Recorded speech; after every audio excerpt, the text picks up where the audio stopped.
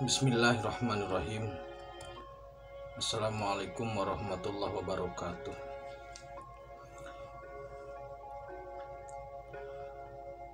Maha suci Allah, segala puji dan syukur kita panjatkan kehadirat Allah. Semoga kita selalu dalam bimbingan rahmat dan ridho Allah Subhanahu wa ta'ala. Subhanallah walhamdulillah astagfirullah Allahu akbar. Kembali saya dari tim Raja Wali Nusantara. Kali ini akan mengangkat terkait dengan Harut Marut.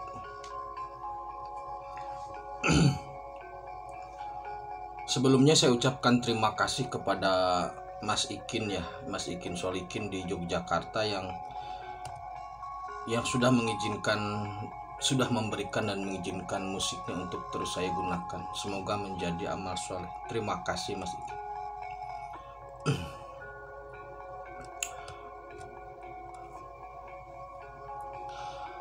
Dalam beberapa video sebelumnya saya sudah sampaikan bahwasannya manusia itu nilai ibadahnya sangat tinggi.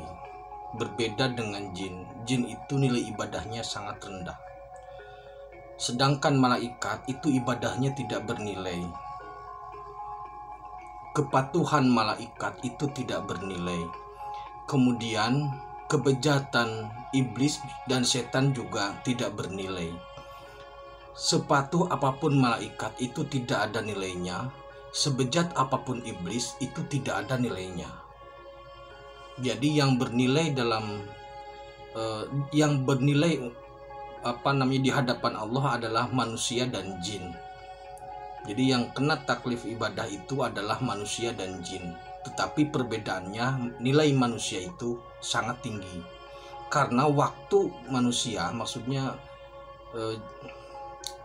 rentang waktu manusia untuk beribadah itu sangat singkat. Umurnya sangat singkat, berbeda dengan jin. Makanya jin sering mencuri pahala parasit dengan cara membantu manusia untuk mendapatkan pahala karena pahala dia sangat rendah. Logika parasitnya seperti itu. Nah, kemudian di antara makhluk-makhluk Allah itu, manusia adalah makhluk yang paling sempurna terkait dengan unsur penciptaannya. Jadi dalam diri manusia ini lengkap 10 tatanan alam ada. Dari mulai benda mati, kemudian tumbuhan, karakter hewan, karakter tanah, batu, unsur malaikat, jin, iblis, setan semua ada. Keistimewaan manusia ini sebenarnya sempat dipertanyakan oleh malaikat. Sewaktu akan diciptakan, malaikat sempat protes. Tapi kemudian Allah mempertegas bahwasannya Allah lebih tahu. Jadi ada dua hal atau ada dua momentum yang Allah membuktikan kebesarannya, bahwasanya pemilihan manusia sebagai makhluk yang sempurna itu merupakan sebuah ketepatan. Yang pertama, Allah pernah menguji malaikat dengan memasukkan unsur nafsu. Yang kedua, Allah pernah memasukkan unsur akal terhadap nafsu. Jadi malaikat waktu itu pernah ingin mencoba bahwasanya seandainya dia itu menjadi manusia atau seandainya malaikat itu diberi nafsu, maka tidak akan serusak manusia atau tidak akan sebejat manusia. Maka Allah mengizinkan. Dengan kehendak Allah, atas izin dan ridho Allah, kemudian dua malaikat ini yang kemudian dikenal dengan Harut dan Marut itu diberikan unsur nafsu. Nah, ketika dua malaikat ini turun ke bumi, ketika melihat perempuan itu leleh, langsung kalah. Itu prosesnya banyak sekali ya, maksudnya sejarahnya. Intinya ketika dia melihat perempuan tidak tahan. Dan kemudian setelah itu melakukan tindakan-tindakan yang dilarang, yang sebenarnya Di awal dia sudah meyakini bisa melalui ujian itu, ternyata tidak bisa melewati ujian itu. Dan pada akhirnya Harut Marut ini tertahan di bumi. Dia tidak bisa lagi kembali ke langit sebagai malaikat. Makanya tertahan di langit dunia. Harut dan Marut ini kalau dalam bahasa Jawa itu dinamakan dengan lindung riwut.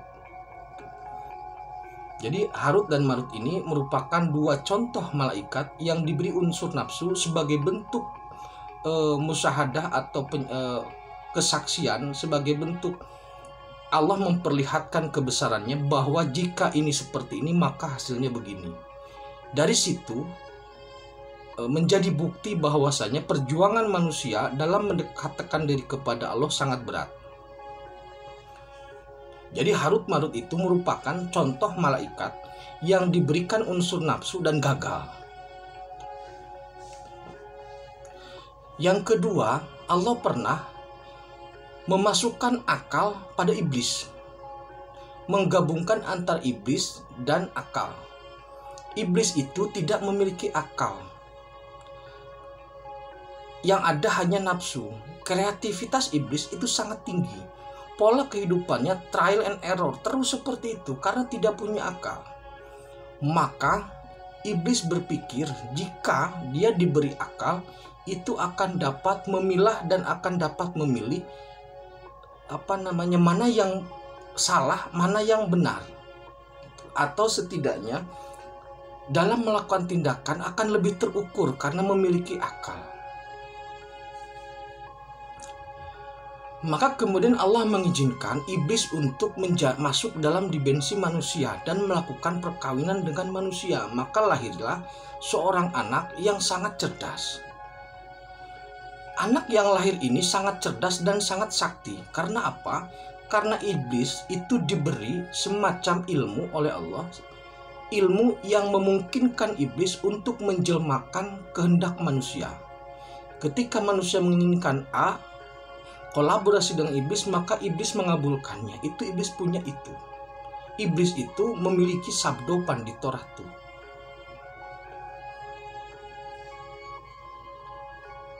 Nah, ketika terjadi perkawinan itu, maka lahirlah seorang anak. Saya tidak bisa menyebutkan namanya karena ini terkait dengan kode etik spirit. Ternyata anak yang lahir ini sangat cerdas. Jadi penggabungan antara akal yang luar biasa hebat digabungkan dengan unsur asli iblis itu jadi sangat luar biasa.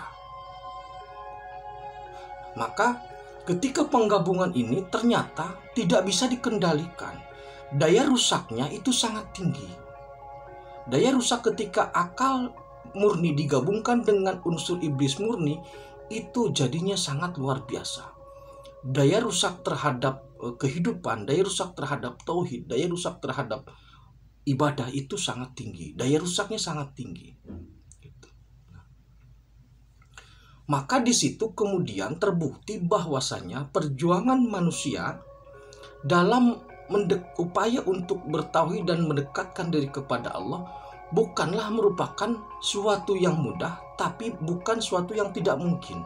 Sehingga nilai ibadah manusia, nilai tauhid manusia, nilai muamalah manusia di hadapan Allah itu sangat tinggi dibanding dengan jin.